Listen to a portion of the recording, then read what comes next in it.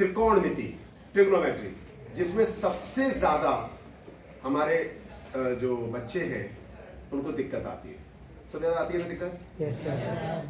आज इसको समझेंगे। तो त्रिकोणमिति को समझने से पहले हमें सबसे पहले समझना होता है त्रिभुज को।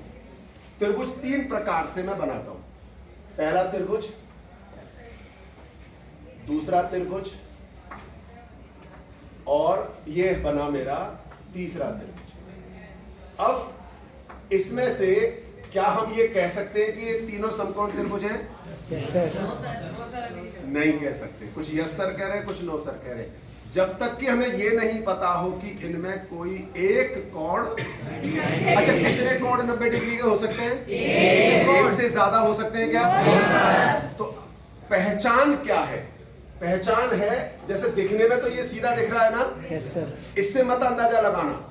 आपको या तो परीक्षा में ऐसे बना हो निशान, और या फिर यहां पर 90 डिग्री लिखा हो। यहां पर या तो ये निशान हो या फिर यहां पर तो 90 डिग्री कोई है ही नहीं, आपको नहीं पता। लेकिन अगर मान लो आपको ये निशान, ध्यान करना, ज्यादातर बच्चों को क्या लगता है समकोण त्रिभुज सिर्फ ऐसे होता है। ऐसे भी हो सकता है अगर ऊपर 90 डिग्री का कोण लगे, और इसकी पहचान या तो 90 डिग्री लगा हो, लिखा हो, या फिर इस तरह से। कोई दिक्कत? बिल्कुल आसान है। अब इसमें पहली चीज समकोण त्रिभुज पहचानना। हर बच्चा पहचान सकता है? बोलो। किसी बच्चे को कुछ ऐसा लगता हो कि नहीं जी मैं तो नहीं पहचान सकता, तो बताओ। सब पहचान लोगे? दूसरी चीज पहचानना, त्रिभुज को, जो समकोण त्रिभुज होता है उसकी तीनों भुजाएं होती हैं, उनके नाम पता है? Yes sir. कौन कौन से? लंब, आधार। हम सबसे पहले केवल कर्ण पहचान सकते हैं, यानी हाइपोटेन्यूस को हम सबसे पहले पहचान। Yes sir. और उसकी पहचान 90 डिग्री के कोण के सामने वाली भुजा है ना। यहाँ 90 डिग्री का कोण ये बन रहा है, इसके सामने की भुजा कौन सी है? एफी। बिल्कुल, कौन सी है? तो ये हो गया हाइपोटेन्यूस, यानी यहाँ पर 90 के सामने भुजा कौन सी है? पीआर या आरपी, एक ही बात है। पीआर कहें। एक और ध्यान करना, इसको ऐसे मत बोलना पी और आर। पी और आर बोला तो पीआर या, ये भी हाइपोटेन्यूस हो गया। यहाँ पर 90 के सामने की भुजा। अब आता है लंब कौन सा और आधार।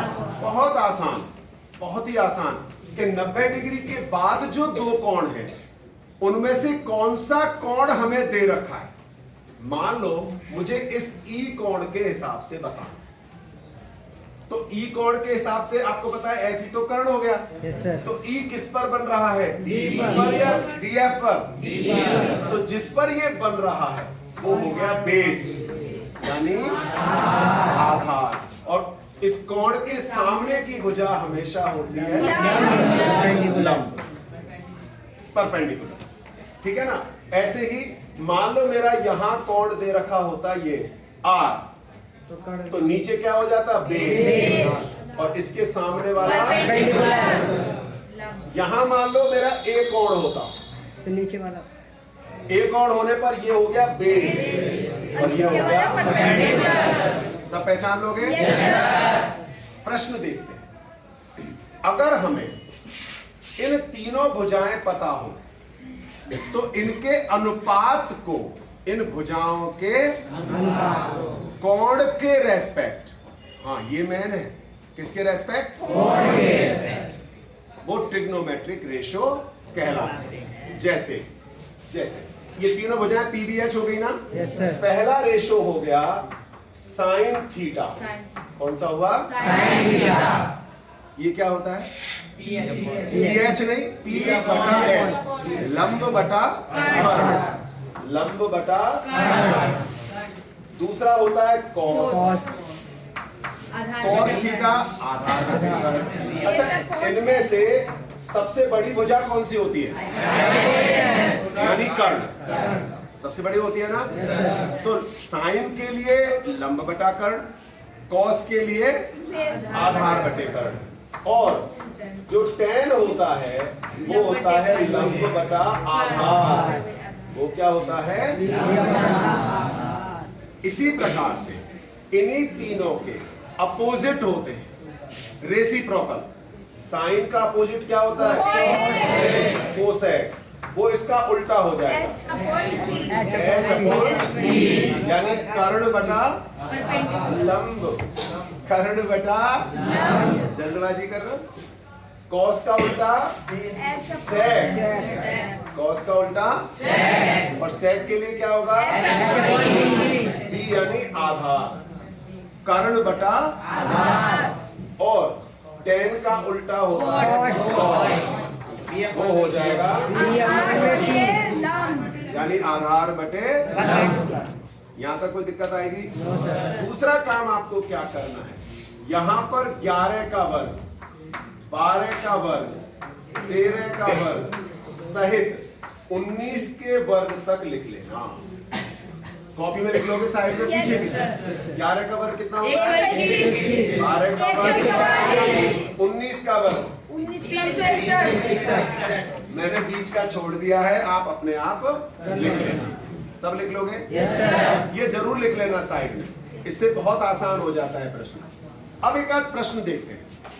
मान लो मुझे दे दिया एक त्रिभुज है और उस त्रिभुज में मुझे क्या दिया था प्रश्न में कि मान लो साइन A बराबर 3/5। साइन A बराबर क्या दिया था? फाइंड ऑल रेशोज, यानी सभी त्रिकोणमितीय अनुपात का मान ज्ञात करें। अब साइन A दे रखा है ना, इसके लिए मुझे क्या करना होगा? सबसे पहले इधर देख लो, साइन A हमें पता है, पहले हमें ट्राइंगल बनाना है। सबसे पहले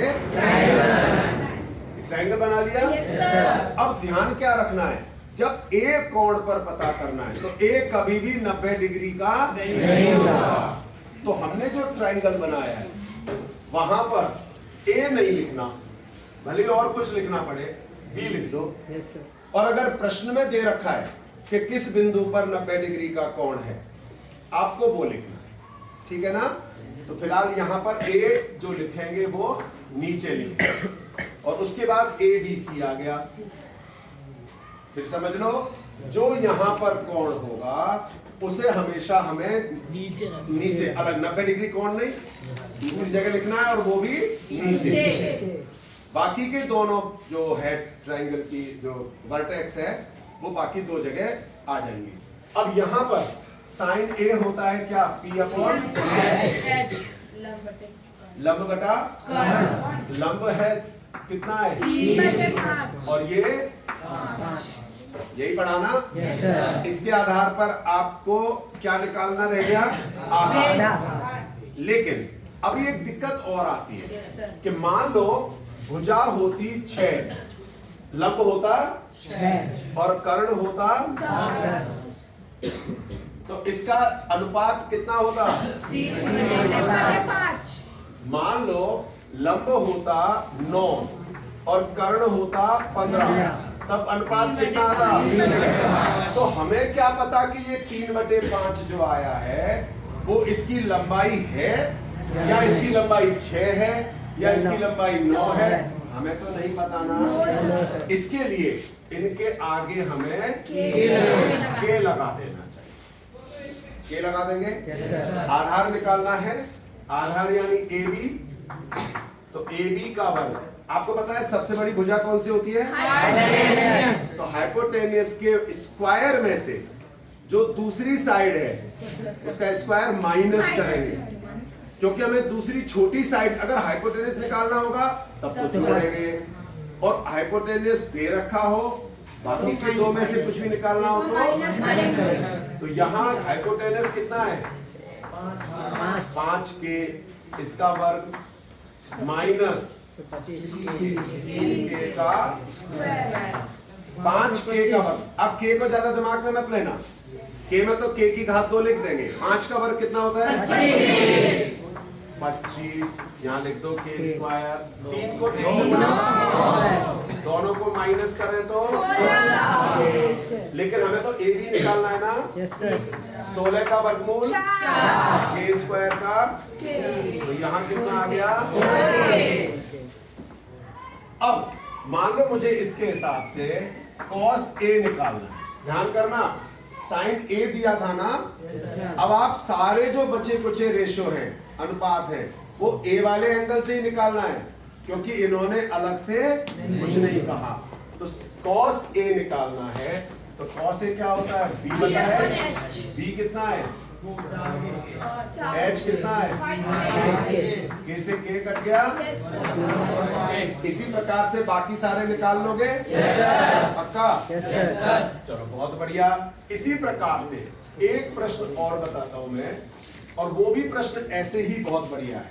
उसमें क्या कह रहा है कि in triangle PQR angle PQR equal to 90। PQR में एंगल Q कितना दे दिया, 90।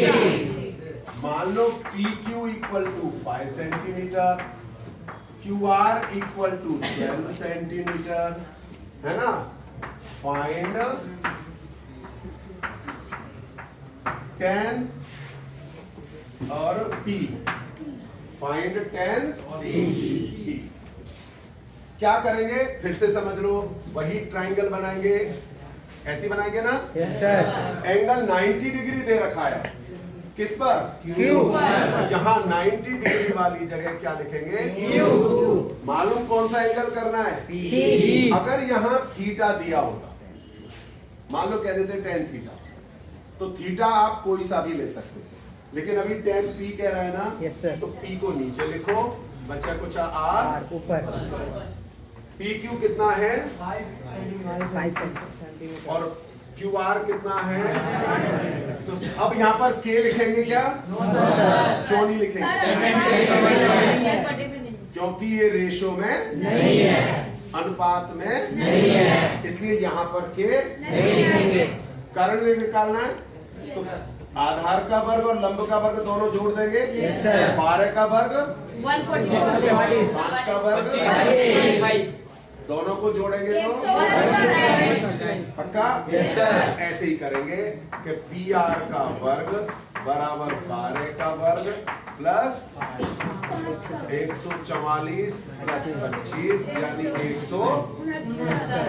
PR अगर भूल जाओ तो वहां से देखना टेबल में से 169 का वर्गमूल 13 यहाँ क्या लिखेंगे, 13 सेंटीमीटर।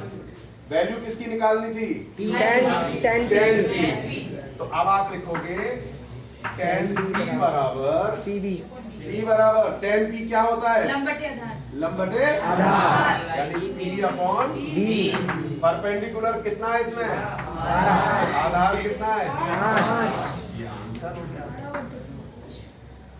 यहाँ तक सबको समझ में आ गया क्या? यस सर अब मैं आपको बताता हूं इसका एक स्पेशल प्रश्न, और वो स्पेशल प्रश्न क्या कह रहा है, इसको आप ध्यान से देखो। 4 tan थीटा इक्वल टू 3। अब बड़े ध्यान से समझना है इसको। 4 tan थीटा इक्वल टू 3। यहाँ ABC दे रखा है क्या, नो सर लेकिन ट्रिग्नोमेट्रिक जो भी रेशो है वो हमेशा राइट एंगल ट्राइंगल में होते हैं, हमेशा समकोण त्रिभुज में होते हैं। तो आपको एक त्रिभुज अपने आप ही बनाना है, और ध्यान क्या रखना है, ये तो 90 डिग्री है, यस सर लेकिन यहाँ पर ABC तो कुछ नहीं दे रखा। No sir. क्या दे रखा है, थीटा। आपको इस एंगल को थीटा, ध्यान से समझ लेना, इस एंगल को ऐसे निशान लगाकर क्या लिखना है, थीटा। ये मान लिया मैंने ABC, यहाँ कुछ भी लिख सकते हो। अब 4 tan थीटा इक्वल टू कितना दे दिया, 3 यहाँ तो अनुपात ही नहीं दे रखा।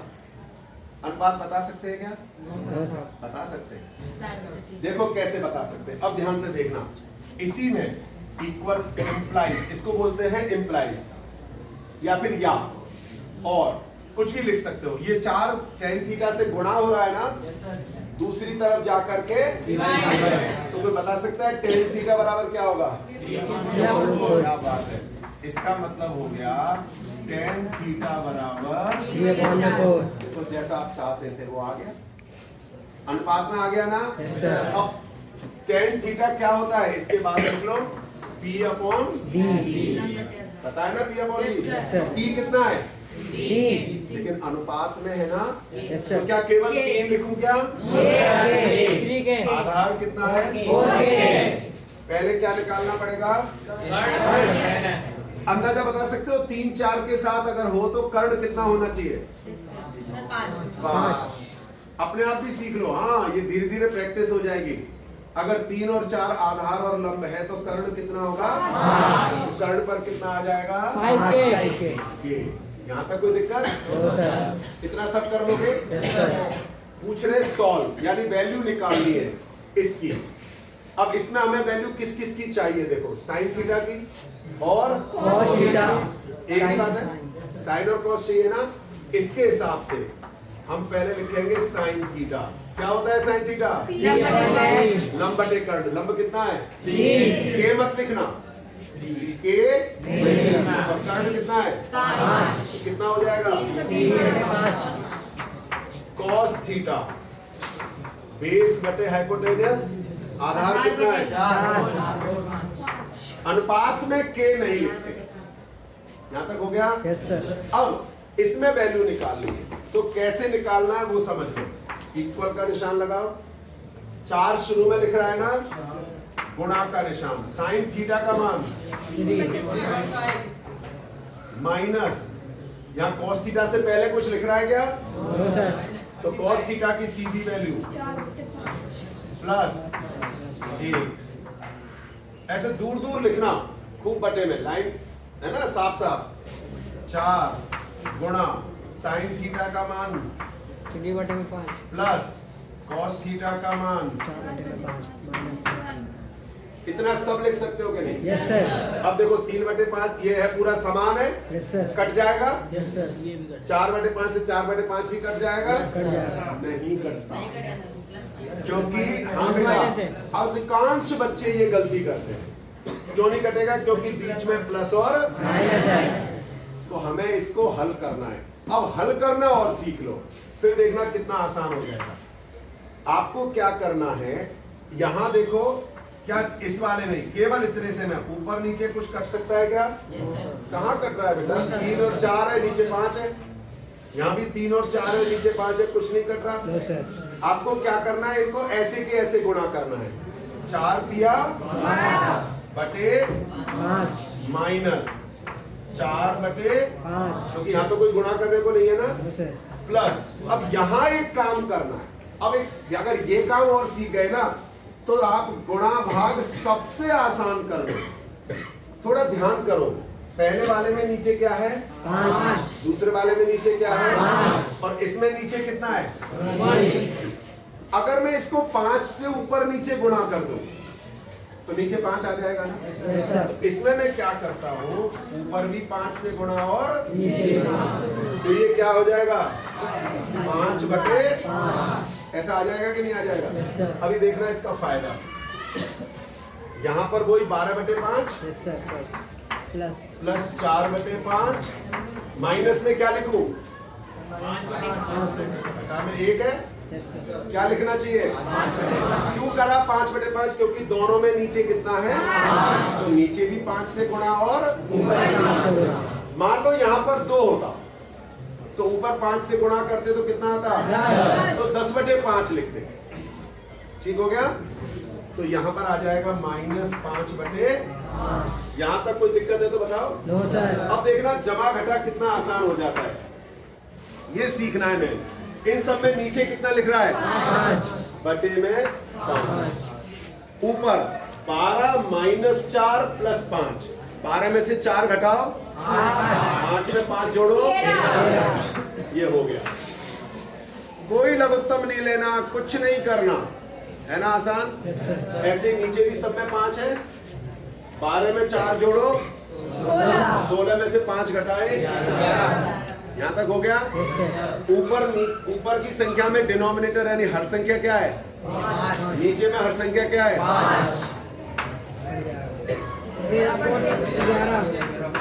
5।